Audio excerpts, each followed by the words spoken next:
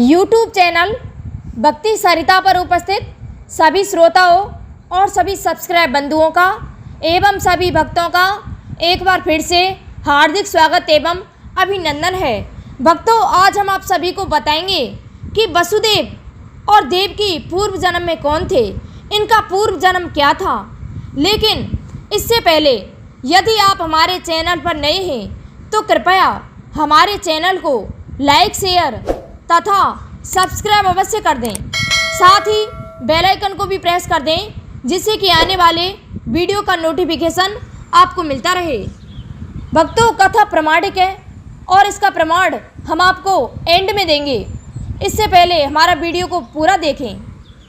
तो आइए हम आपका समय ना लेते हुए वीडियो को प्रारंभ करते हैं। जब भगवान श्री कृष्ण कंस के जेल में प्रकट हुए और प्रकट होकर के माता देवकी और वसुदेव को अपना स्वरूप दिखाया और कहा, हे देवी, स्वयंभू मनवंतर में जब तुम्हारा पहला जन्म हुआ था उस समय तुम्हारा प्रश्नी और वसुदेव का नाम सुतपा था। तुम दोनों प्रजापति थे।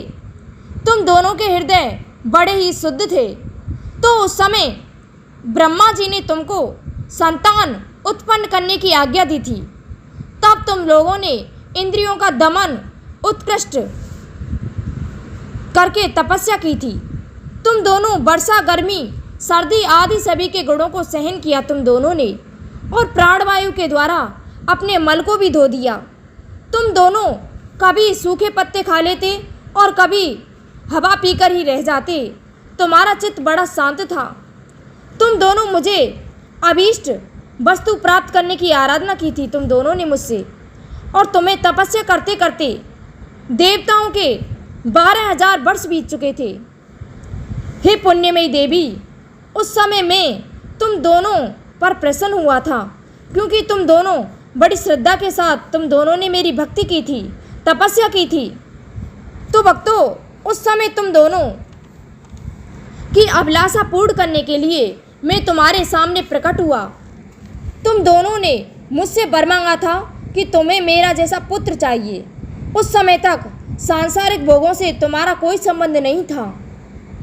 भगवान श्री कृष्ण और आगे कहते हैं माता देवकी और वसुदेव जी से, इस कारण मेरी माया से मोहित होकर तुम दोनों मोक्ष मांगना भूल गए।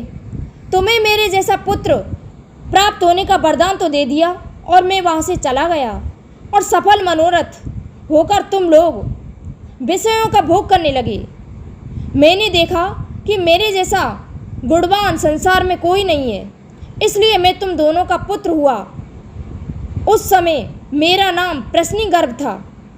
फिर दूसरे जन्म में तुम अदिति और वसुदेव कश्यप बने थे। उस समय भी मैं तुम्हारा पुत्र हुआ था और मेरा नाम था उपेंद्र, अर्थात छोटे शरीर वाला।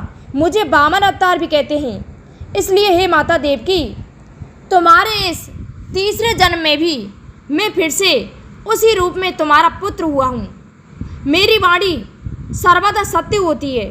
मैंने तुम्हें ये इसलिए दिखलाया है मेरा स्वरूप, तुम्हें मेरे पहले अवतारों का स्मरण हो जाए। यदि मैं ऐसा नहीं करता तो तुम मुझे साधारण मनुष्य ही समझते। ऐसा कहकर भगवान चुप हो जाते हैं और एक बालक का स्वरूप धारण कर लेते हैं। तो भक्तों, ये कथा श्रीमद् भागवत के द्वितीय खंड में पेज संख्या 141 व 142 पर वर्णित है। ये रहा देवकी और वसुदेव का पूर्व जन्म। हमने आपको देवकी के 3 जन्मों की कहानी सुनाई है। धन्यवाद। जय श्री कृष्ण।